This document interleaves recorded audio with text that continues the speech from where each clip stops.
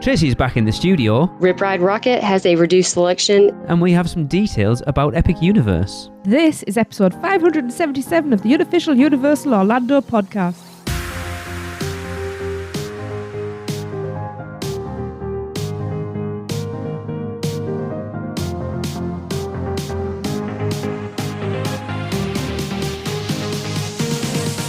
Hello, my people, I have returned.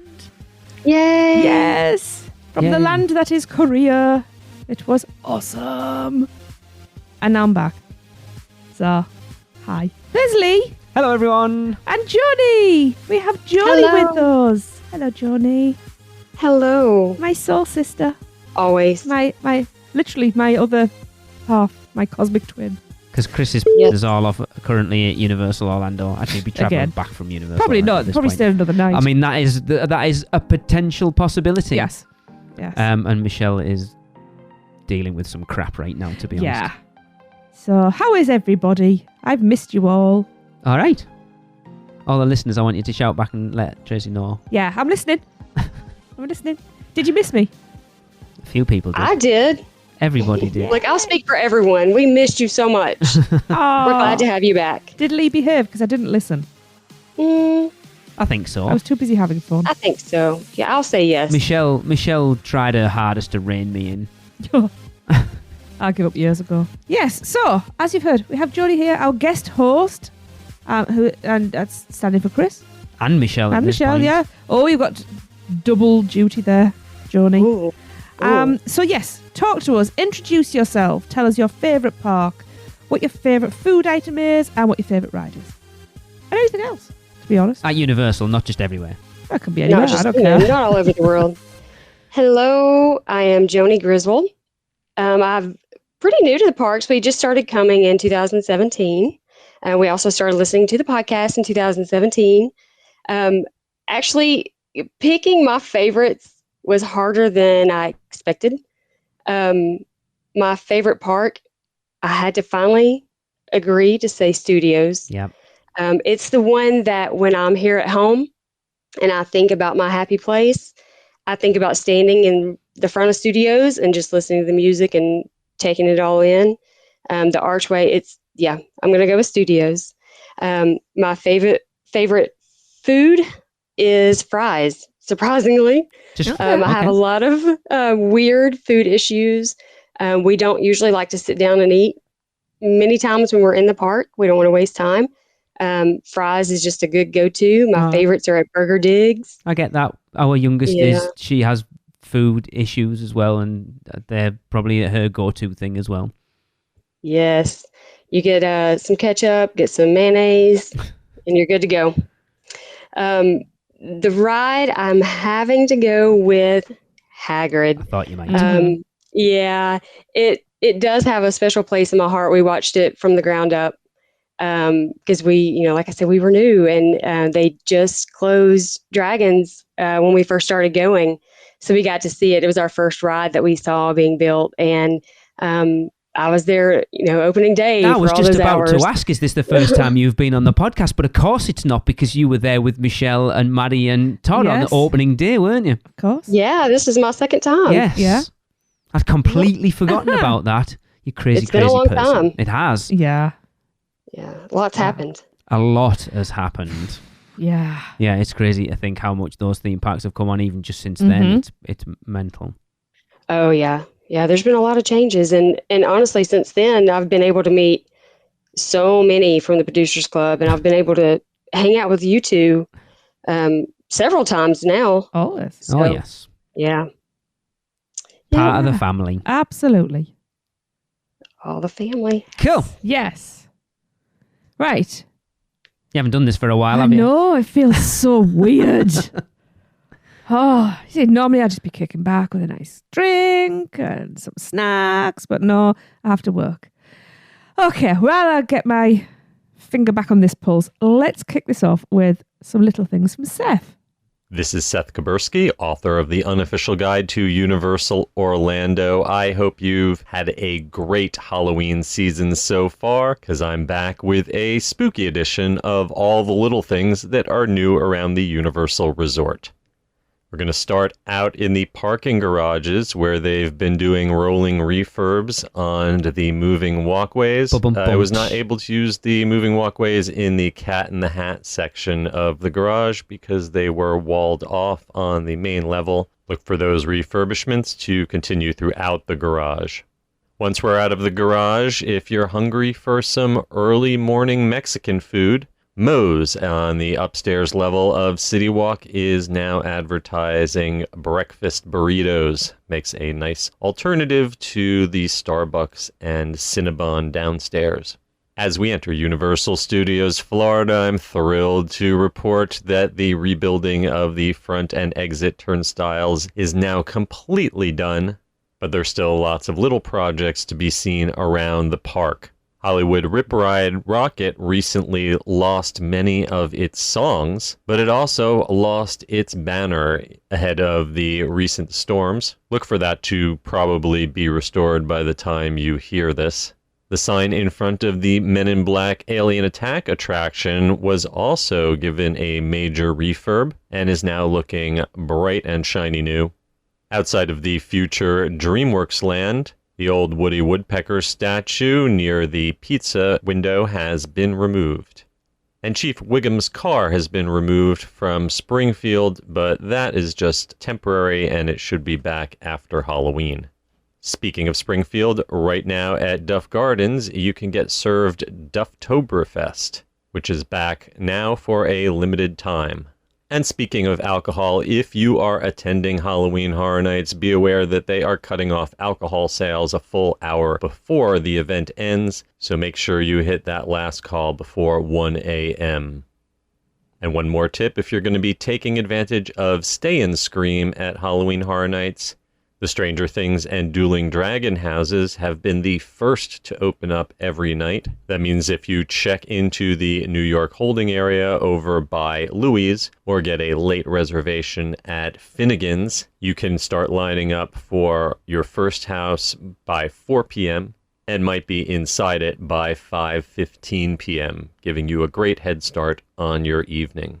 Heading on over to the other park, at Islands of Adventure, you should be aware that Popeye and Bluto's Bilge Rat barges, Me Ship the Olive, and the rest of Popeye's Island are now both opening 1 hour after park opening and also closing 1 hour before park closing.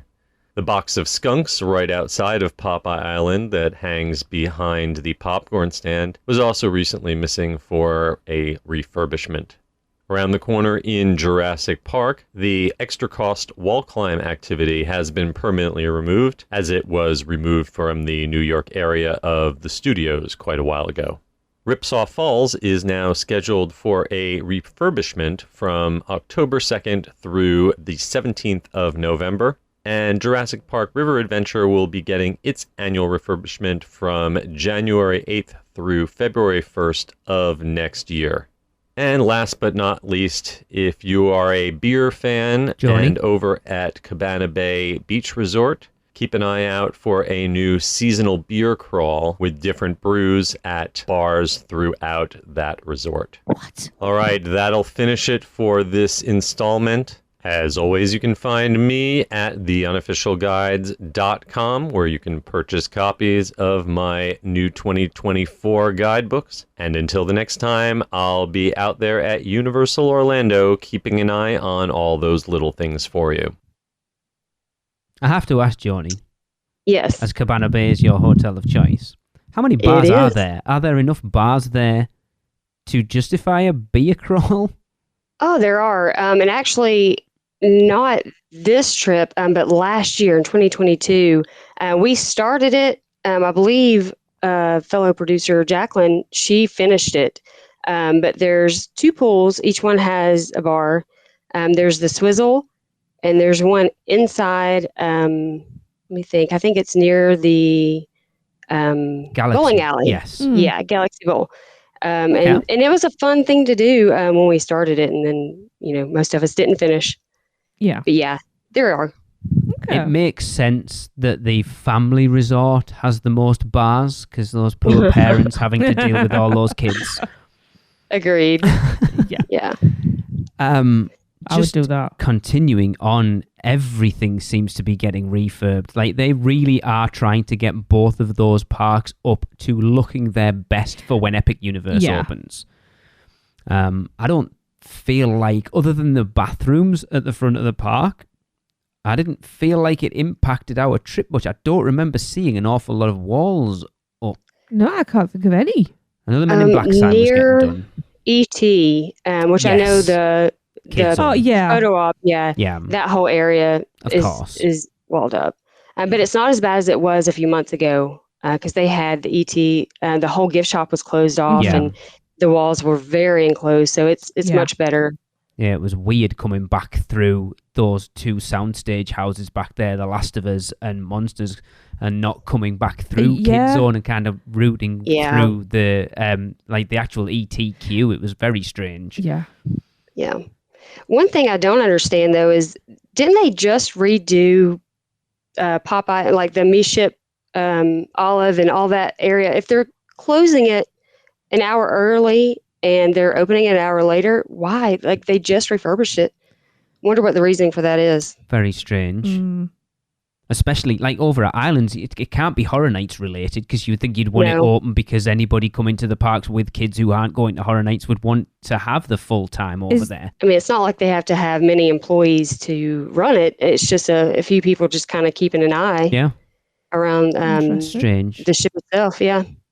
Very odd. That is a strange one. But it's like you go through that. It's like moving walkways, and the turnstiles had finished, and the Men in Black sign's getting done, and the Woody Woodpecker statue's gone, and the Springfield car, and everything's just getting refurbed. But the Springfield car does disappear every Halloween. Yes. You know. Which makes sense. Thank It's a goodness. safety thing. Yeah. Yeah, it would get too packed in there. With people sliding on it and all sorts, that would happen. Yeah. Yeah, I mean, David would be laying on top of the car doing his toes. Of course. Yeah.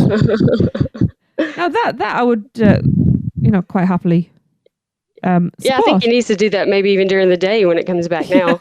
Yeah. Other than that, there's not a lot going on really at the parks at the moment, is there? There's not a lot of like news. I kind of struggled. I thought with not done a news show for about 3 weeks, there'd be a lot to talk about, but there isn't really. So yeah, there was one bit of news that happened while we were aware that we haven't had a chance to talk about. So Joni, why don't you tell us about that? So as Seth mentioned in Little Things, Universal have removed all but one track on each of the 5 genres of music. The tracks that remain for Rip Ride Rockit are classical rock, metal, Welcome to the Black Parade by My Chemical Romance. Decent choice. There's the rap hip hop Humble by Kendrick Lamar. Don't know it. Don't have an opinion myself. The club electronica Sandstorm by Darude. Okay. You can't beat some 90s. I do like Sandstorm. Right. This would probably be this one would be my choice. The pop disco is Waterloo by ABBA. It's not Dancing Queen. This is amazing. It's always bloody Dancing Queen. Yeah. So, I would probably choose that one. I love ABBA. And even though I'm not the biggest country fan, I don't know, I might choose this one. The country choice is Man, I Feel Like a Woman by Shania Twain. It's quite a bop. Yeah. I think it'll be, if David wrote it, I think that would be his choice. I'd probably go with Sandstorm, to be fair. But... Yeah. You can still access the secret track list. Okay. So we thought it would be interesting to discuss the change and the future of this attraction. Yeah, it's interesting. Because I know we've talked about on the show before that why have they never changed the track lists? Like, surely it's easy. The Universal Music, the company that they own, like, surely it should be easy just to change it out every now and again. And then suddenly we've removed everything apart from one track each. Yeah. Yeah. Well, the secret list, maybe it's just because I'm nervous every time I've ever ridden it. I can never get it to pull up in time. Either. No. You have to be very, very quick with it. Yeah. So I always just chose Gwen Stefani.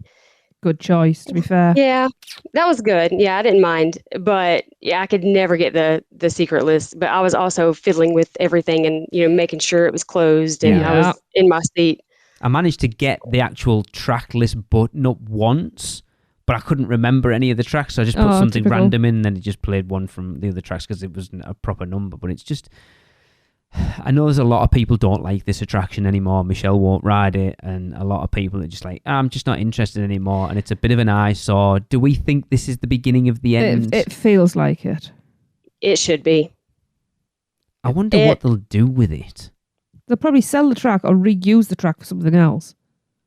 But that's quite... It's so rough. It's quite a... I know it's like... I'm saying it's quite a footprint. For a coaster track, it is quite a footprint. They've been... you all know that I hate that concrete jungle of a queue line. Horrendous. But it's actually a very clever queue because then it goes up so that it's got a small footprint. But that is space that can be very well utilised. You know? Yeah. I mean, we could have a Minion coaster. Oh, there would be so many people so angry about Minions if they did that. I would be okay with it. It is an eyesore. I like it. But again, I haven't ridden it since September last year. I didn't even ride it then, I don't think. Yeah, I did, because we I? rode it with Connor and the kids. Oh, yeah, that's right. And it broke down. Oh, no. See, Did it that's... break down? No. It didn't break down. We were stuck in the queue. Yeah, We weren't on it. I'd die. Someone probably was, and that's exactly why I won't ride it. Yeah. Well, That aside lift from the hill, headache though. it gives you. Well, It's that thing. It's been a mess. I think we've talked about it on the show God knows how many times before. It's a mess from when they put it in because it's not where it was supposed to be. The lift hill's in the wrong place. Originally, that back section was supposed to go out into City Walk because they were going to have it where once the park closed, you could buy a ticket if you were just in City Walk on a night and like paid $10 to go and ride it during the night, which would have been awesome. That's why the whole light package thing on it would have worked. I'd have paid $10 to ride it at like 10 o'clock on a night after being out for dinner. Yeah. maybe before dinner, not after. It sounds like that's what the dueling coaster Epic Universe is going to be, that in the hub, so it's not attached to a land, so you can just ride it at any point. So they have doubled back on that. It's never got a particularly long wait time anymore. Like I say, so many people I know won't ride it. But it's I'm not one. fussed again. I did really want to go on it, and every time I was like, I just can't be bothered right now, and then just never ended up doing it. So I need to make sure that next time we go, we do ride it, because when it does disappear, I don't want to feel like I missed out on one last ride of it. But I mean, going, I did the Hulk on this past trip. I don't know how you feel about the Hulk, Joni. Oh, I do love the Hulk. That is rough. It is rough, but it's not as rough as Rip Ride, but I do love the Hulk more. I wish you could move your arms more. You're so confined, but I do love the Hulk more. But it's that launch. It's the fast launch that I love. Tracy, we went in, I can't remember which day it was, and you were feeling like, I don't want to ride it. So I went and rode it on my own. Got 3/4 of the way around and realised I hadn't took any Dramamine, so I was kind of like, oh my God, am I going to be ill? I was fine, funnily enough, which was weird. Yeah. But the last time I rode that, though, it made me ill. It is rough. I was like, you've retracked this thing not that long ago. Yeah. It should not be this rough. I mean, they didn't say they retracted and made it smooth. Well, but they put a brand new track in. Surely it should be. Well, it isn't. It doesn't feel any better than it. I think that's the. No, it's not the first time I've ridden it since they retracked it. We rode it in September with the kids, didn't we? Yeah, I don't know. I don't know what happened though, because my first time riding was either 2018 or 2019. I feel like now it is tremendously more rough than it was like that's what I've heard. Just a few years ago. I don't know what happened in between just a few years. Weird, isn't it? I think what makes it worse now is when you go and ride Velocicoaster and see what a coaster should be like. Yes. Because that thing is super glass smooth. Yeah. Yeah, maybe it's just ruined us and we expect the smoothness. Probably. I don't know though, because you get a headache after the Hulk. So your head, I mean, it's bouncing around quite a bit. I mean, apparently Velocicoaster's not even as smooth as it was when it first opened, so I can't even imagine how smooth it was then. It was pretty smooth. We were there the day after it opened. I don't understand how it could be more smooth than it is right now. Crazy. I love that coaster so much. I still get to the bottom of the top hat and go, oh, I made a mistake. Oh my God, with the top. That's Oh, the best God, with the bit. bottom. When you do. go into that launch before the top hat is the best moment on any... It's funny, I was listening to Coaster Radio today and they were going through the Golden Ticket Awards this year. And Velocicoaster was number 2 or 3 steel coaster in the world. And I was like, wow. Okay. Wow. Yeah, like for it to be on a top 10 list of coasters anywhere is a big deal. That's a huge deal. Because Universal, like Disney and Universal, their coasters are all about theming and not like to be they're not usually like a world's best coaster. So for it to be in the top, I can't remember whether it was 2 or 3 but it is phenomenal. Mm-hmm. Oh, it still scares me. It terrifies me, but it's amazing. But in a good way. It's just over so It is in a good quickly, way. but in a good way. You set off and then what feels like 20 seconds later, you're coming back into the unload dock. You're like, what the hell crazy, happened? Yeah. Yes. I still don't have enough time to look around properly and see what's going on around me. Oh, no.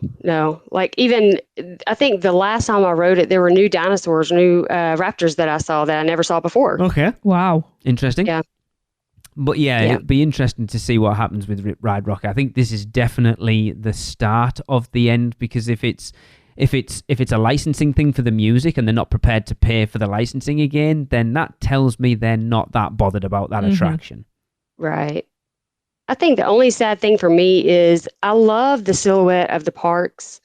And, Rip Ride is included in that silhouette, like the simple, I know people get it tattooed and it's stickers and everything. It will be missed on that. That's about it. And how much it adds to the park on a night. The light package is phenomenal. Oh, it is. It's a lot of fun. It is a good coaster at night, actually. Yeah, it'd just be weird to see It's what a different ride at night. Yeah. Yeah. Interesting. We Because it's shall, obviously one of those things that you see a lot during Halloween Horror Nights. Like you'd be waiting in those, like behind the Jimmy Fallon building sound stage there, and you can hear people screaming as they fly past you in the night. Yes. Yeah, it's such a big part of Horror Nights. Speaking of which, yes, of course, we are deep into Halloween Horror Nights at this point. I can't wait. I'm going to have forgot everything that happened in those houses by the time we go to do our house list at this point. Probably. But speaking of house lists, we of course want you guys to get involved, because I like putting our listener house rankings together. So if you've been to Halloween Horror Nights, send us your rankings of the 10 houses this year, and trust me, it's a tough one. It's hard. It really is. I think I'm settled on my 10, but it could well change. Apparently apparently Blood Moon, all the audio cues in that house have changed, every single one of them already. What? Yeah, someone posted like something for the other better, day. or I don't know, but someone posted that they'd said that so all the like pedal jump scares, all the audio associated with those pedals has changed. They've changed them all, which is weird. Yeah. So we need to go back then. I mean, that's the argument, yes. But of course, yes, send us your house rankings in. We want your 10 to 1, and send them to us at podcast@uuopodcast.com, and I will collate all that information together. And at the end of the season, we will have the definitive top 10 rankings of this year, because it tends to shake out where the houses deserve to be overall, whether I agree with it or not. Yes. Interesting. Johnny, have you sent yours in? Interesting year. I have not. I actually just started making it this week. It's been so hard. It's so hard. I think my final list will be after our October trip. I want to go through You're them going all back again. Okay, that's fair. Yeah. I So we don't really blame have you. to go back now. You have to. Yeah, middle of October. I'll see you there. I've priced it up, to be fair. I haven't got any holidays left. I don't get half term, but I will make half term.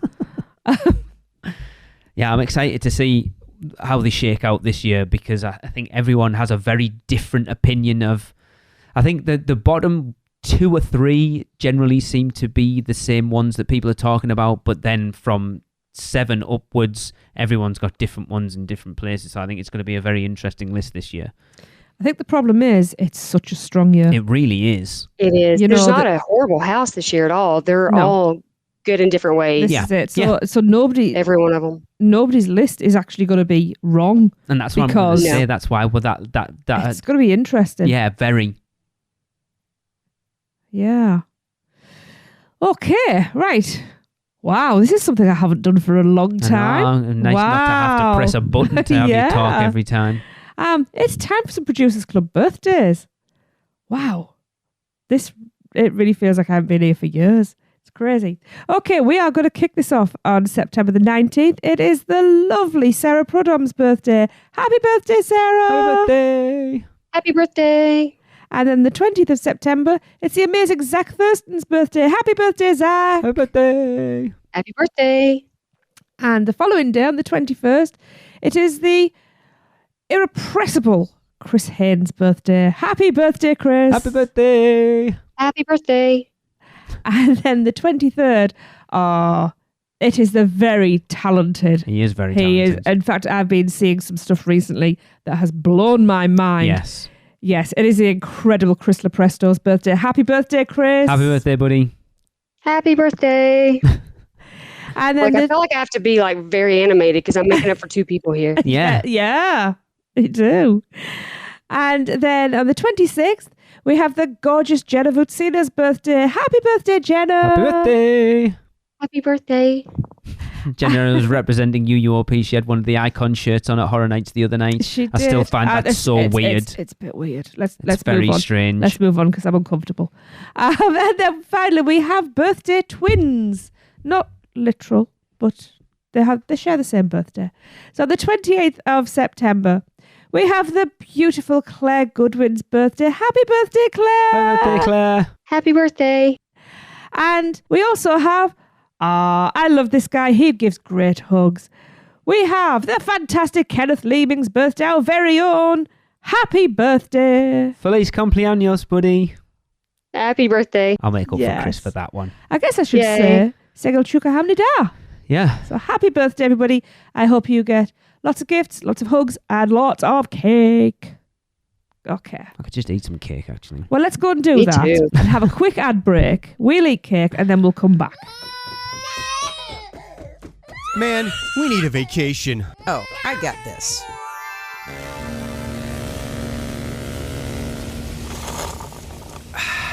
Whoa, that's awesome. But I was thinking something a little more adventurous. Okay, how about this? Yes! And how about some relaxation from Mama?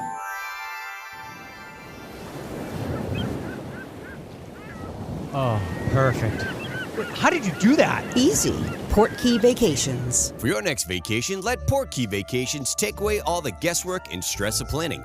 From air and hotel to theme park tickets and everything else in between, they've got you covered. Just visit PortkeyVacations.com and touch the Portkey to get started with your free, no-obligation quote request. With just one touch, and Portkey Vacations will magically take you wherever you want to go. Welcome back, everyone. Well, you've That we was didn't really get any nice cake. We I haven't had got any cake. bloody cake. Johnny, you had cake, didn't you? It was delicious. We just weren't telling Lee, were we? So, What is going on? We can't tell you. nope. It's a cake secret. It's weird. Okay, while Lee's still looking puzzled, we have a bow pick a bow bow from Katie.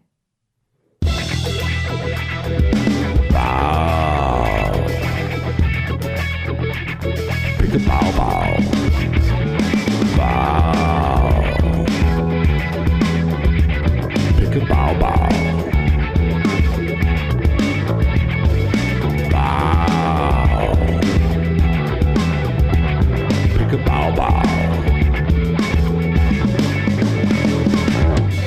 Bow, pick a bow bow, baby. Hey UUOP, this is Katie here at Bend the Bow. I wasn't supposed to be able to be here, but my flight was canceled and it gave me an extra day at the parks. You know how you're always trying to fit everything in? Well, this allowed me to fit in Bend the Bow. And I'm really glad I did because I'm here with my daughter, Kate, and we tried 3 of them. So I'm going to tell you about the ones I tried. I tried the veggie, and I would give that a, oh, hell yeah. 5 out of 5. It could have used a little bit more tomatillo salsa, but it was absolutely delicious. It was so good. And then I also tried the brisket, which if it just had a little bit more crema on it, it would have also been a 5. But I give that a 4.5, I would say, out of 5. Still absolutely delicious. The bao buns, which I have never tried before, were so soft and pillowy. They were absolutely delicious. Great carriage for those foods. It was so good, and I'm really glad I tried it.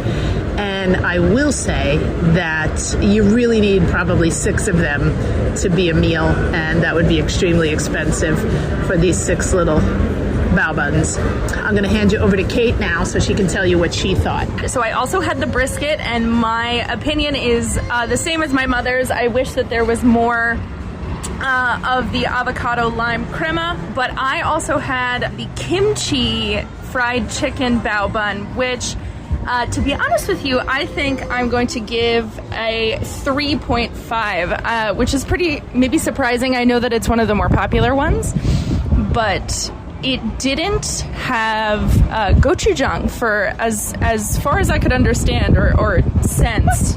I couldn't really find the gochujang, and I couldn't really find the kimchi aioli or butter or something. So it really only had chicken and then sort of like a spicy aioli or a spicy mayo, which it was still delicious, and there was a little bit of cucumber at the bottom. So it was delicious, but it wasn't necessarily, it didn't really scream like Korean to me. It just was sort of like spicy fried chicken, which was still delicious. So I give it a 3.5. And then, like I said, I agree with my mother's judgment of the brisket at a 4.5. I also wanted to say one other thing to you guys. We passed the Central Park crepe stand, and they've gone up to $11.99 each. I was very surprised because they began at $7.99. I can't even, with COVID, I don't even remember how long ago that was, but they're $11.99 each. And that is something that I still keep saying I'm going to try, and I haven't done that yet. Anyway, so bow chicka bow bow. That's made me laugh. That was a very fair assessment, I thought. They've just recently started doing bobas now as well. Yes, I saw that. There's a dark roasty boba. What does that mean? A blue bao boba, a mango boba, a pumpkin spice boba, and that's it. Oh, interesting. You two really are akin to each other, aren't you? With the same inflection. Yeah. I mean, we've still got time to get them in. I think we've got 2. Craig Lucas sent one in. Oh, that'll be interesting. 10 minutes long. Well, that doesn't surprise me. I've listened to how many a of it bit can of you it. actually... I don't know how... Just his scores, probably.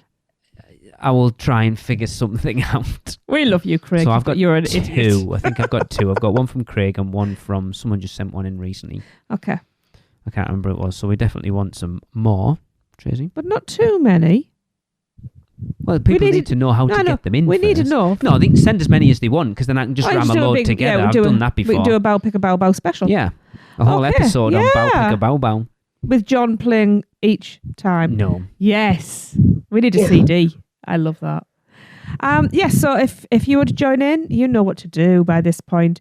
You go, you buy bao, you eat bao, you take mental notes, and then you record your thoughts in a lovely manner, and then you give them a grade. It's as simple as that. So if you want to join in, go and do all of that, and you can send that to us at UUO Podcast.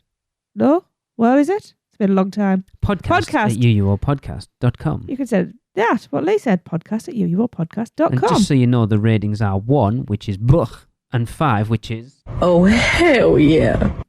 Yes. Because Tracy left that bit out. I hadn't got to that bit, That bit should have been ages ago. Just keep on track because you've been gone a while. This could be my last show. I might just go away. Well, we again. already know it's not your last show. Well, because spoilers, we've already recorded next week. I was going to say, not unless you can see into the future. Which I can, because we recorded it an hour ago.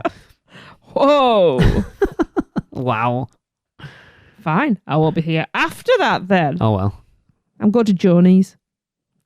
Come on. Joni loves me.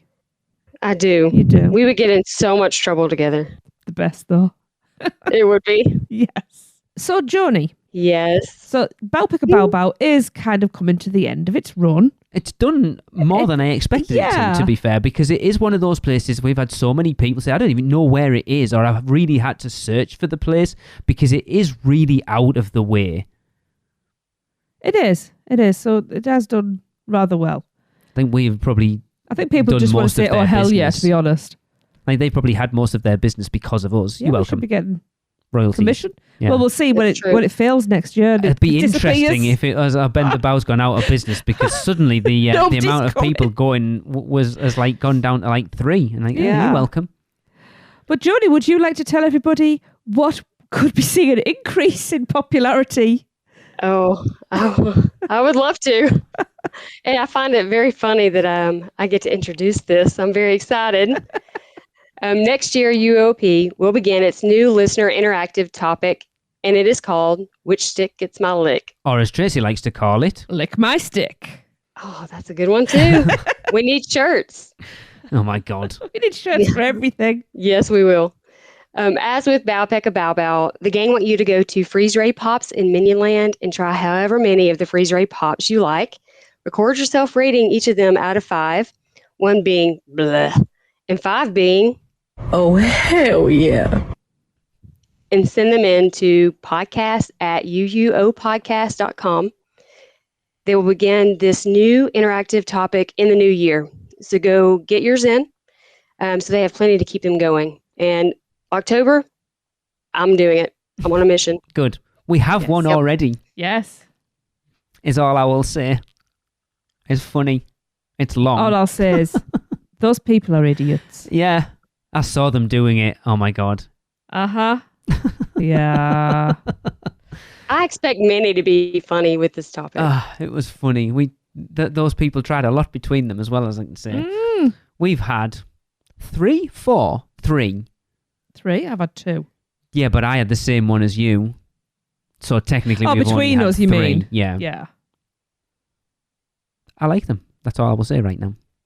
But I think this is one of those ones, because, you know, it's not a, like, you need to like Bow kind of stuff to do Bend the Bow, or like some of the other ones we've talked about. This one's probably the most inclusive debate we've done, I think, because kids can do it, adults can do it, everyone can get involved. Yeah. And there's only is there like a dozen, I think? So there's not a huge and there's some plainer flavours as well if you're not adventurous, which is great. Yeah.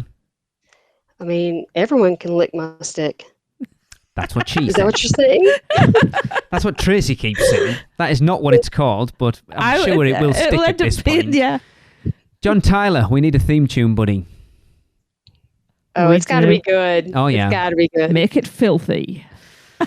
Anyway, so moving on. Of course, we have steered clear of talking about Epic Universe on this show, because honestly, I only want to talk about actual Universal info that comes out, and we haven't had an awful lot of officially released stuff. Tracy, myself, Brian and Laura from the Universal Family Podcast had a little jaunt down to Epic Universe when we were over. It was interesting. It's it was. It just looks like a ball of dirt right now with some metal and a coaster. You could see a coaster. That was about it.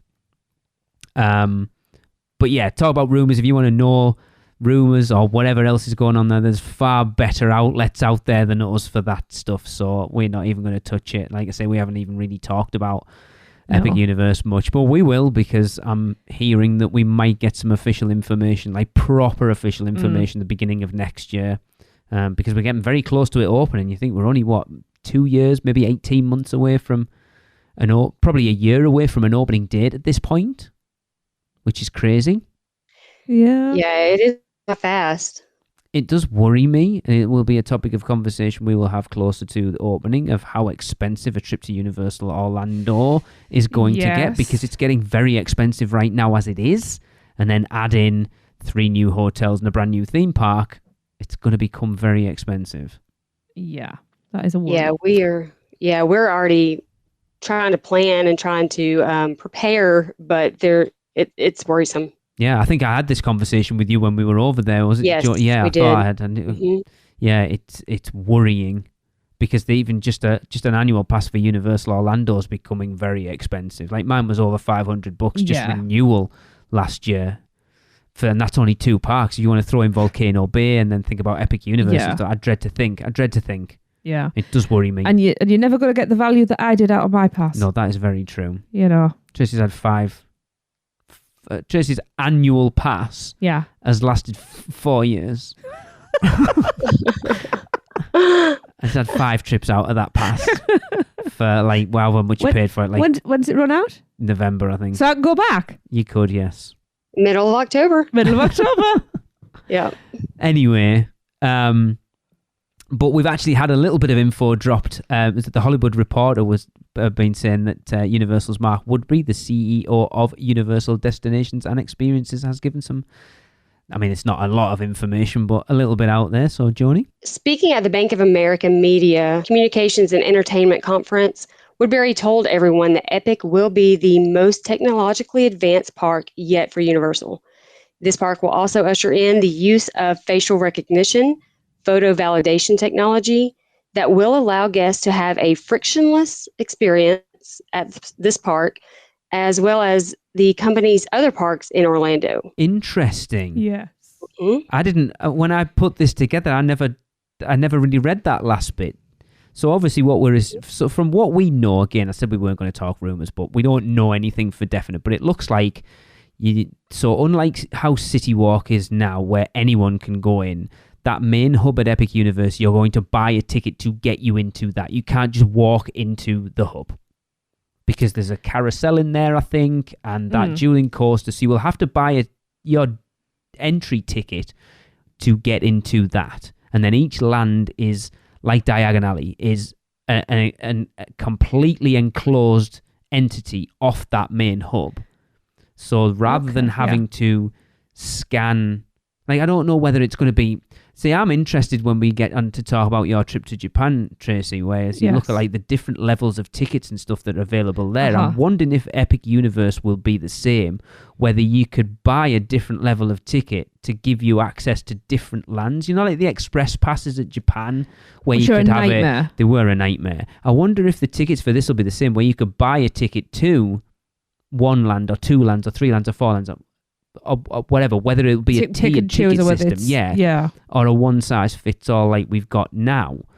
But obviously the facial recognition stuff is going to allow you to go to and from each area without having to scan a ticket or a fingerprint, because those fingerprint things are a nightmare still. I can't believe they're still a thing. No, they don't work half the time, I feel like. We're always stuck behind people who don't know how to use them, or they don't know which finger, which is my daughter. We always... I had that, but because I had to change it for some we always reason. manage to pick the line behind the idiots that don't know what they're doing. Same, every single time. Yeah, every time. That's because Lee doesn't listen to me, and he always goes to the one I tell him not to go to. But then it's interesting if they're... So whatever this is going to be at Epic, that they're going to then use at Islands and Studios, that they've just redone the turnstiles of both with fingerprint scanners in, which is odd. Right. I keep hearing people say that once the new park opens, the others will be empty. I don't think that's going to be the case. I think they're still going to be just as crowded. I do. You think they'll be empty or just as crowded? Just as crowded. Yeah, I don't think this is going to be feasible for a lot of people, honestly. I think there's going to be just as many people going to the old parks as they are the new one. Mm-hmm. I agree. It's going to be a very weird year, 2025, because we've never, since we've been doing the podcast, we've never experienced anything like this. The closest we had was Volcano Bay, and it's just a water park. But I worry, we talked about this when we were away with Chris and Michelle, Tracy, didn't we? And between us, that you look at the operations at Universal Orlando, and there's certain things that they still can't get right. Stupid little things, like we were talking to a woman in line when we were going to Tracy needed to go to first aid for some band-aids, and we got talking to a woman behind us, and she'd got the photo package, and so she went to the photo store at the front of port of entry to redeem her virtual voucher thing for the card, and they told her she had to go to guest services to exchange her digital voucher for a physical card, to then take that physical card back to the photo center to then have it validated And like, how does that make any, like, just have it on your phone. Like I used my annual pass on my phone this time. I had our Horror Nights tickets, our Express Pass tickets, all on my phone. And it was so easy. And but also when they only have one person in guest services, even when the line's 40 minutes long. Yeah.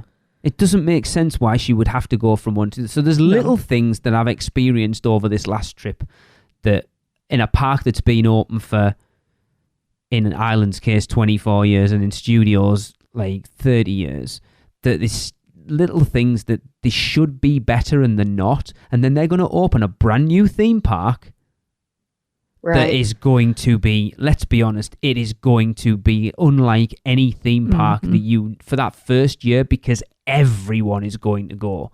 Vloggers from all over the world are going to be there. It's going to be a mess for that first year. I'm contemplating whether I even want to set foot in it in the first year, because I just don't think... But I feel like we should because of the show. Because of the podcast, obviously. But I worry that Universal aren't able to handle what that is going to be, and it might be a mess. Well, it's just like in California, when the Mario area opened, it was a nightmare. You know, people couldn't get in to eat. They couldn't do anything, basically. For months. And I'm still hearing, nightmares coming out of that. So you would think they would learn from some of the past mistakes, but I'm not really sure that's going to be the case. No, I don't think they do. It's like, Tracy, I know we're going to get onto it in 2 weeks' time for your USGA trip report, but you had the similar thing at Super Nintendo World over there that, like, just to kind of take hints at. I mean, people know we've kind of talked about it when you were over there, but your wait time, like your virtual line to your reservation, to get into Canopio's Cafe was for like 1:30 or something. Yeah. But that was just to get in line, and then the line itself 2 hours. Like, what the hell? I've been in there from like 9:30. No, well, 9:10, let's say. Yeah, by the time I was in the park by 8:45, but by the time I got over there and got in, probably about 10 past 9:15. And that's one land in a whole theme park that's been open for however long. You're talking about a brand new theme park with, let's use the hub, with 5 brand new lands that everyone's going to want to experience. Yep. I'm concerned, honestly. Yes, I am too. It's going to be a nightmare, and especially with that many new employees. Yes, that's a very good point. Unless they do transfer over some of their more experienced staff. Which they should do.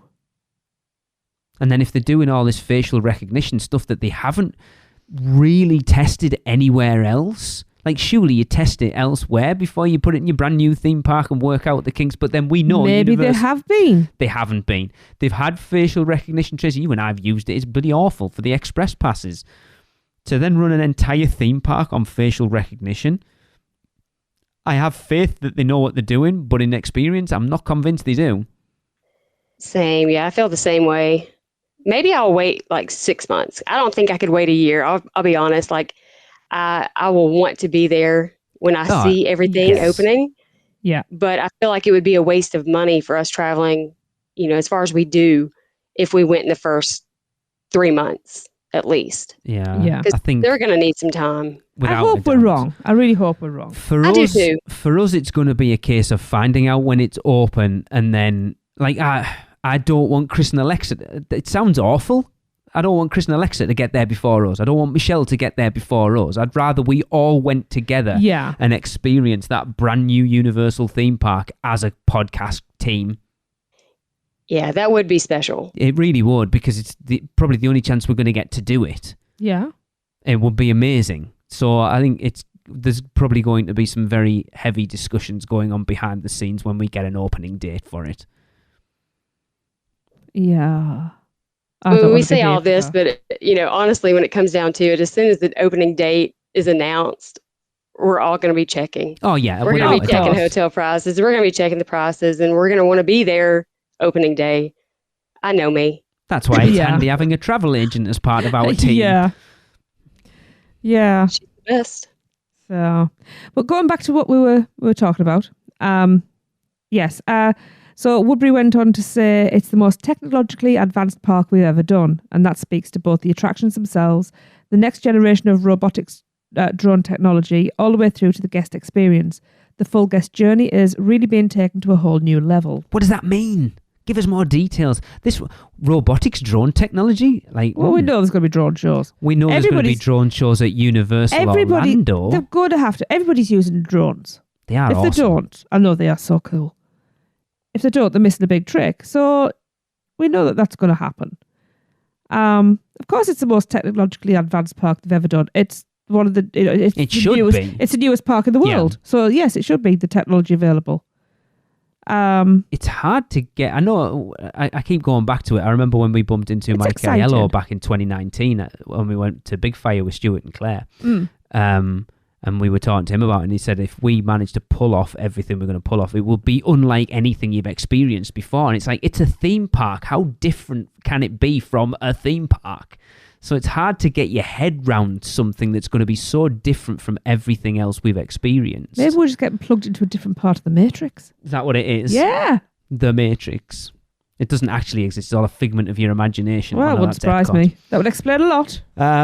As I'm sure you all know by now, Epic will be comprised of 4 themed lands that are based on, and this is what they've said, powerful trip-driving intellectual properties. The only land that has been officially announced is Super Nintendo World, which they have said will have a bigger footprint in Florida than it does in Japan and Hollywood. And Tracy, you and I talked about this. Again, we'll talk about it more in 2 weeks' time, of how big... Now, does that mean combined? No. Because I would just think I think either. it's just bigger than both of them, because I know the one in Japan is bigger than the one in Hollywood. That would be nice, because I mean, Japan's great, but it's a bit cramped.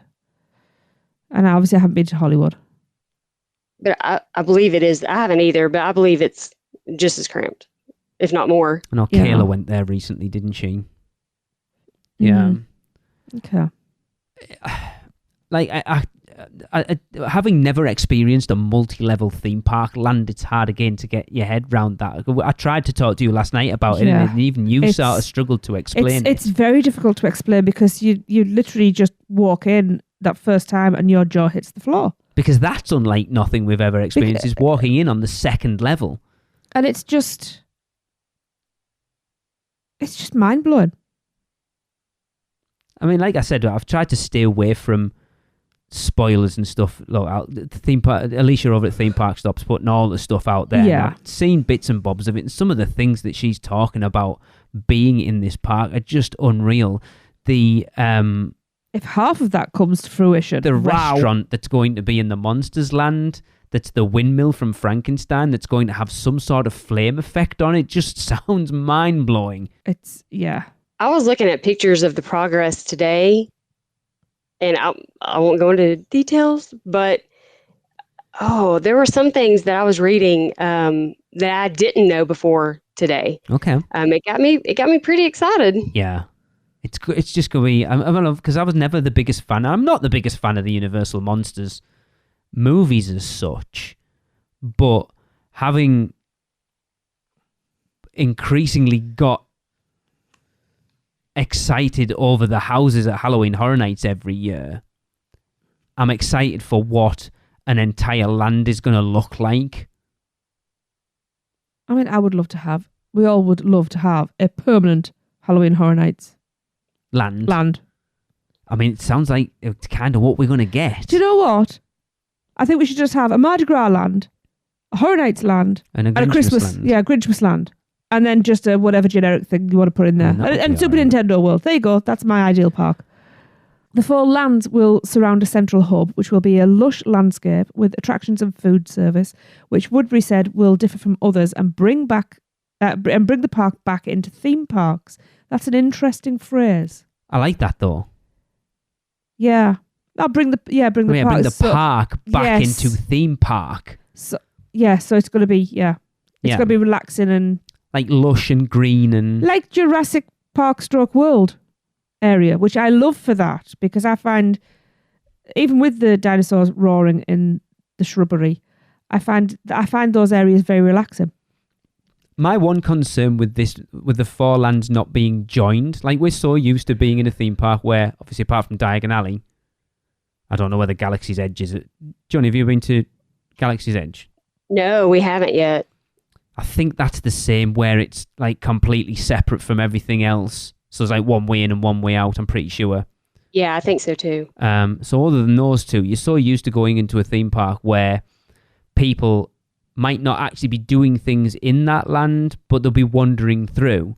And it worries me that if one of these lands doesn't quite hit the notes of some of the others, that you could potentially have one land that's empty and 3 that are absolutely rammed.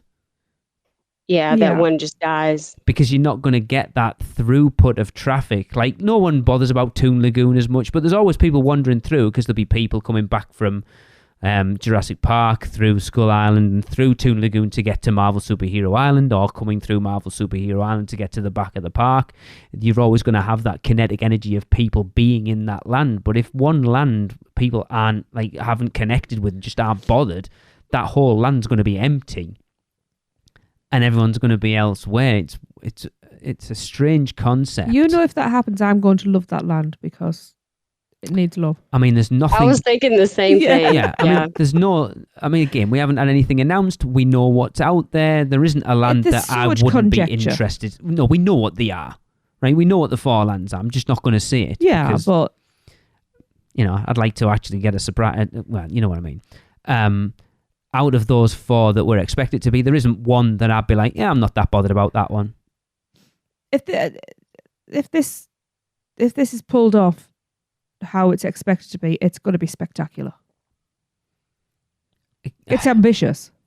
There's like a lot. I've done Universal surveys over the last year and stuff, and some of the things that have been in there that I expect to be implemented, kind of like the stuff in Minion Land, the RFID stuff scanning on your phone. Yeah. I expect a lot of that to be implemented in there. We obviously know we've got the power-up bands for Super Nintendo World. I just hope that mine works. It will, because they work. The ones from Japan work in Hollywood and vice versa, good, so it will do.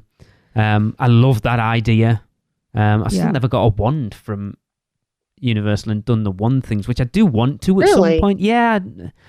I haven't got a wand, full stop. I've never done the interactive wand things, and I feel like I should. I want the map more than anything. Yeah. I don't bother about doing the spells. That map's awesome. I was having a conversation just this weekend about the wands. They changed, I believe, last year, maybe this year. Mm-hmm.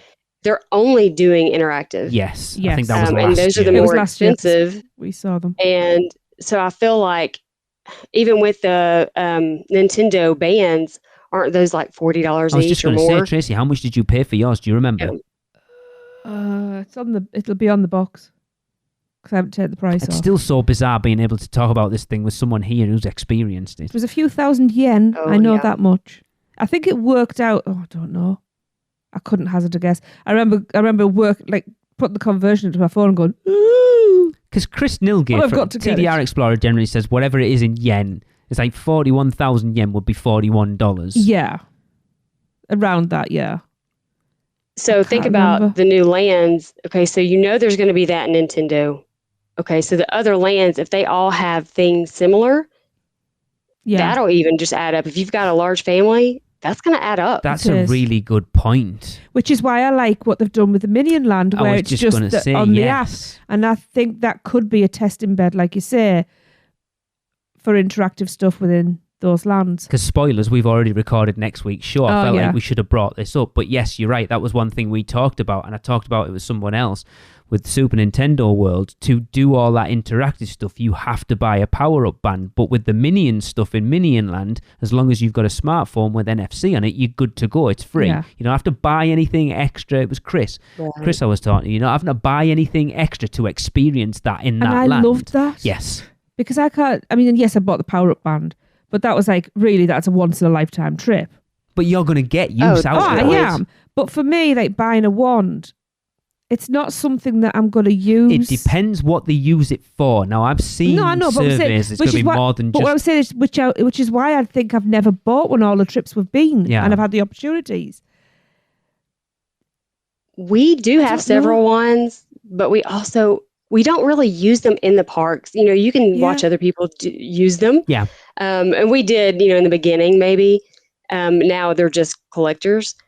I hope those ones cross over to the new. Yeah. Probably not if the survey stuff that yeah. I've seen, because they're going to be doing more than those ones do. Okay. So I think that's kind of what Joni was alluding to. The problem is if you have to buy a power-up band in Super Nintendo World, no wonder. I know, I'm going to end up mentioning all these bloody lands now, and I might as well just say I was trying so hard not to, but but it might it's not be. So you might have to have a power-up band for Super Nintendo World. You have to have a wand for the Wizarding World of Harry Potter. You have to have a dragon token for How to Train Your Dragon, and you have to have a cross for Monsters Land or whatever, you know. A silver bullet. Yeah. Holy that's water. not going to fly, yeah, is a it? bottle of holy water. Yeah. Yeah. Oh, is that like the elixir then? Yeah, that would be... Eternal's elixir. That would me off if they did that. Yeah. Maybe it'll be a combination of both. Like some things you can do on the app, some things you can do. I'd like I to would think like to so. hope. Yeah. Yeah. Because otherwise it's just money grabbing then. And it's unfair for the families. Because if you've got a family and you've got one kid that's a Mario fan, one kid that's a Harry Potter fan, you know, it's going to be dad like expensive. monsters. Yeah. Well, I can't what the other one was. How to Train Your Dragon. Yeah. Yeah. Mom likes dragons. That's everybody. Or if you all like them and you've got to all have one of each, it's like, yeah, that's a lot. That's a big outlay. I mean, it's bad enough knowing that even if you're not a Nintendo fan, if you're a family of 4, everyone's going to want one of them. You're not going to have one. You've got one each. I'm telling you now, even if you're not a Nintendo fan, the amount of money I could have spent, and it's just... We've watched enough. I mean, thankfully it was in yen, and the yen was really, really high at that point, so it was really expensive. Been there, but just from watching TDR, like, it just looks... I'm not a Nintendo fan. I didn't grow up with Nintendo. It's not a thing. I'm not a... Nintendo really means nothing to me, but that land looks amazing. Oh, I did. I grew up with it.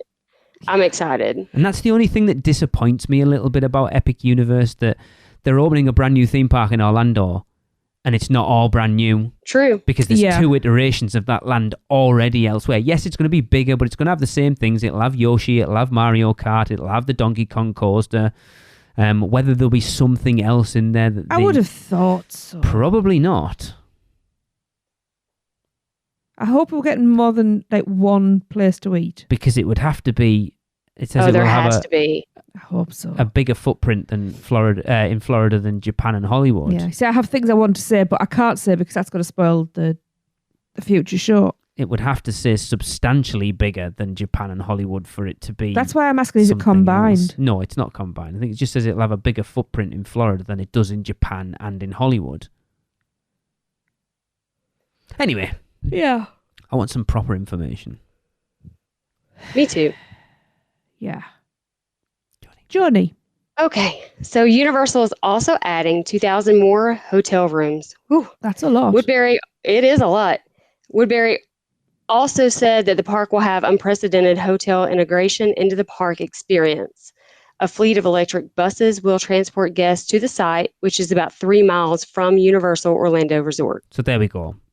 No one's actually known exactly how they're going to get guests from one area to the other. This was the obvious thing that was going to happen. Because you look at how the integration of just Dockside and Surfside and Cabana Bay get into the parks, it's not...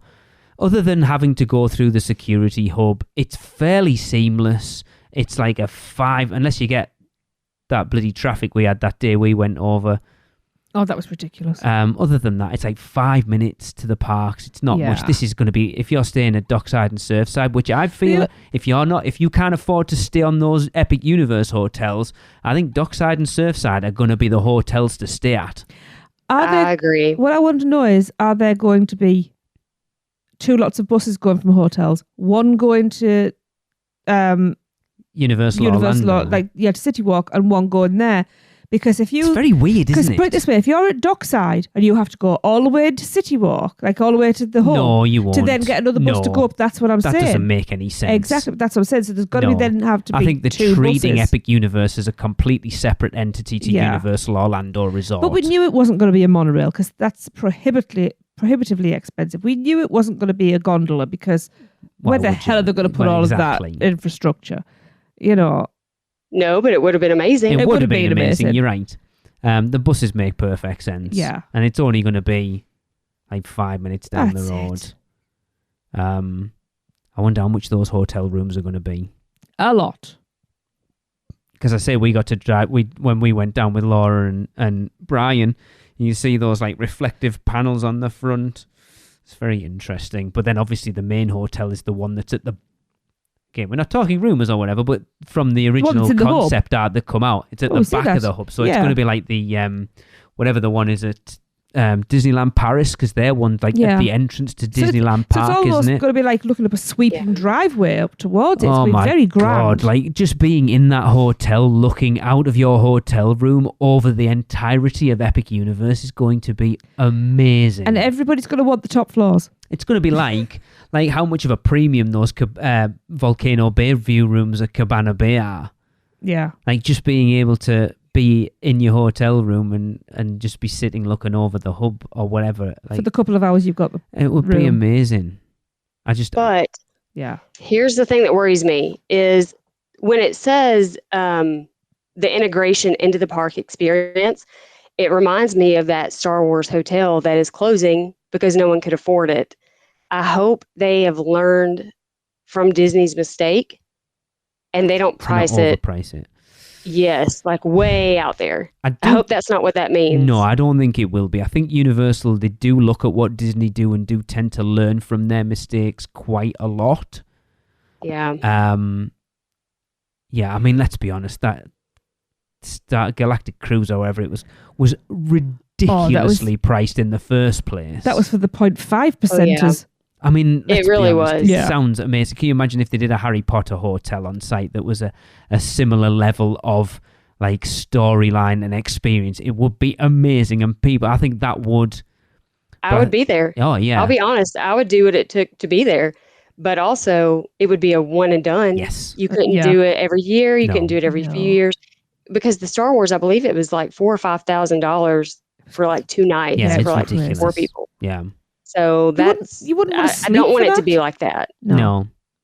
Like you've got to go there knowing that I am staying in my hotel for 2 days and getting everything I possibly can out of it. Whereas I expect this just to be a top tier hotel with potentially after hours access to the hub or like a level of express pass or something above everything else. Yeah. I think that's when they say unprecedented hotel integration into the park experience. I think that's what they mean. I don't think it will be like an interactive story-based experience. I think it would just mean that you will have access to that park unlike any other hotel. Well, the proximity for a start, that you've got that, and who knows, maybe there's going to be some sort of walkway into the park that you have access at a night that's lit up or something like that. Because the hub goes straight up to the hotel. So potentially you'll have, say the hub closes at, I don't know whether it's going to be like City Walk or whatever, probably not. Say it's open till 10 and they give you like from 10 till 2 as a hotel guest to go and I don't know. It's interesting. There's so many possibilities and that it's so exciting but also so nerve-wracking not knowing. Yeah. Because all you hear all these things of unprecedented hotel integration into your experience, and all you hear is ka-ching, ka-ching, ka-ching, and that's the problem. And it does worry me. And you look at a lot of the things that have happened over the last year, just little incremental things, the rise in annual pass prices, the rise in, and I'm not trying to be negative, I'm just trying to set everyone's expectations of where this is going to be, because you can see. But gas prices come into it because that affects however you're getting there. Well, electric buses. No, for us, for people. She's not talking to you, Brian, by the way, we know. So what He's going to kick my ass. I know, God, you should.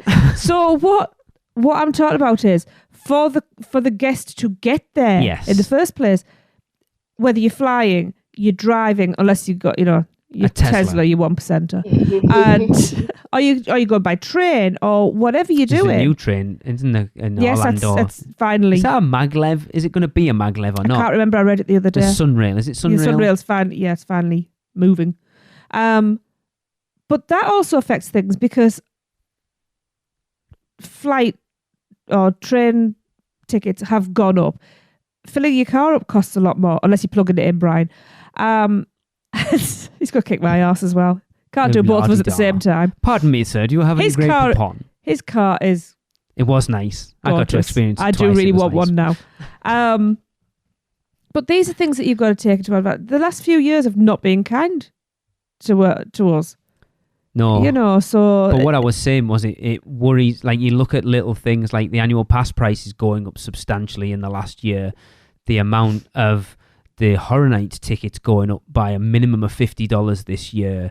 The charging for the parade float riding this year where it was always free. Yes, you don't have to, you can still get on, but it's just they're starting to charge here and there for things that they never used to, and it worries me that they're preparing people for what Epic Universe is going to be. I assume there's parking over there. How much is that going to be? Is it going to be the same as City Walk parking? Is it going to be more? Because you've got a hotel there as well. And who's running that hotel? It'll be Laws. So, isn't their parking rate higher right. than... So the interesting thing is a lot of the surveys that I have, I don't know whether I should be talking about this because do not talk about them, but I'm going to anyway. A lot of talk in a recent survey I did was about pass holder benefits staying at the hotels, and one of the things that was in a lot of that, which of these things would most likely make you stay at a hotel, or most likely not stay at a hotel. And one of the things in nearly every one of those little things was free parking for pass holders. Yes. So they're talking about it because it's the one thing that's me off. Do you know what? About Lowe's hotels is charging for parking. And the fact that we haven't had a car for the last few trips has been brilliant because I haven't had to worry about it. Not even pass holders, just free parking because they're expensive hotels. I'm sorry, but you're going in there. You are going to eat in there. You are going to buy drinks in there. You're probably going to buy stuff in the store. Stop ripping people off because it really But that's the problem. It's not universal. It's No, Lowe's. that's what I'm saying. That's Lowe's. Yeah, we're going to have 2 cars for our weekend in October. And I was already like, 2 charges every night. Yeah. And are you staying at Cabana? We are. And so it's cheaper than, 10? some of the others. Is it 10 at Cabana? 18 per night per car. Still a lot though, isn't it? You're still talking $36 a night. It does. It's a lot. If you're staying, I mean, I don't know how long you guys are going for. But is that plus tax? I believe so. Yeah. I don't really know. How long are you going for, Joni? We'll be there 4 nights. So yeah, it's over $100. Yeah. Just to park your car. Just to park there. You see, this is why I love staying on site now. I miss having I'd rather just Uber wherever we were going. Yeah. Because you've got to factor in how much it costs you to hire a car, plus how much you're going to be paying for parking at the hotel. Yeah. It's probably cheaper just to Uber everywhere. We discussed this in the flight home, didn't we? Because then if we decided, you know what, we want to go over for a couple of days. We want to go to the beach, or we want to go to Kennedy. Or Busch Gardens. You hire a car that day because you can get them delivered to your hotel. Yeah. And I think that's how we'd do it now. I can't believe that we've become on-site people. I can't believe that we get Ubers. It's bizarre, isn't it? I love Uber now. It's dead easy. I still haven't done it. I let you do it and I should do it myself. I do like it. The Uber I like the most is the Gillian Dunn Uber. Comes with snacks and drinks. Yeah, and hugs. I mean, that's a pretty special Uber. It was. And hugs, yeah. And hugs.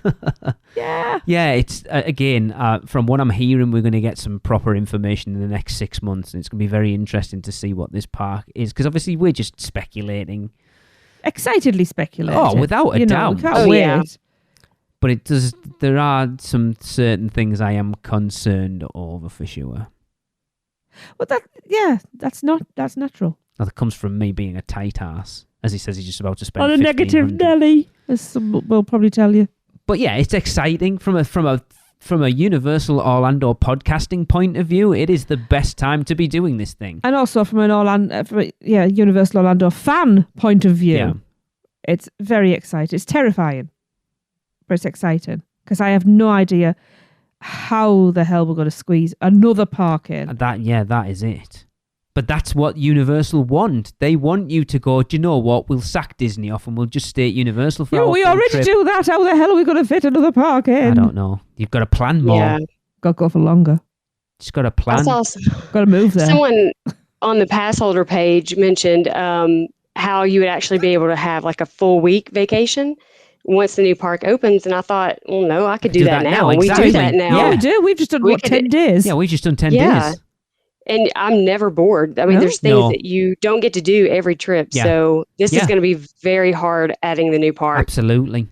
Because I'm still going to love the old ones. Because let's face it, a new park to explore as well. You're probably really going to need a good week to see all of it properly. And you know what Definitely. I'm like? I like to stop and look at the detail. I would argue that once Epic Universe opens, as long as it's not too busy, you need at least 5 days because you're going to need a day in each land and a day in the hub. And exploring the hotel. Yeah. So you need at least 5 days. Yeah. Hagrid has been open for what, 2 years, 3 years? Yeah, I don't even know how many. And I think it's been open for 4 years, Joni. I hate to break it to you. Oh my goodness, where's time going? But look at the queue every single time, every day. Yeah. So, a new park, it's going to be so busy for so long. Yeah, it really is. Yeah. Woo. Wow. But we're going to love it. Oh, without a doubt. Yeah. Without a doubt. Oh, yes. Yes. Cool. Okay. Kind of excited for it now. Yeah. Nervously excited, we shall say that. Yes. Just as I say, I'm nervous for my wallet and excited for myself. I'm not bothered about the Exactly. wallet, You nailed it. That's it. Yeah, exactly. Yeah. I just have to do all the packing. Oh, well, that is the end of the podcast. And that means it's time for a Universal Is. And this one comes from Kiki Horton. And because she got engaged under the fire-breather dragon in Diagon Alley in 2016, Kiki says, Universal is our love story. See you next time. That was another episode of the unofficial Universal Orlando podcast, the best and only podcast about Universal Orlando on the island. Check us out on social media on Facebook, Instagram, Twitter, YouTube, and Pinterest. Just search UUO Podcast.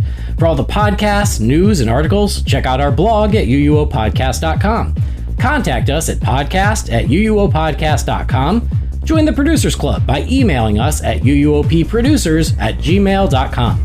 Listen and subscribe to the podcast on Apple Podcasts, Spotify, Google Podcasts, Stitcher, and everywhere else podcasts are found. Check out our friends, the Theme Park Duo, for all your other theme park news, and email Michelle at portkeyvacations.net to book your next trip. So until next time, this is Amity 6, call off the Marines, we're coming home.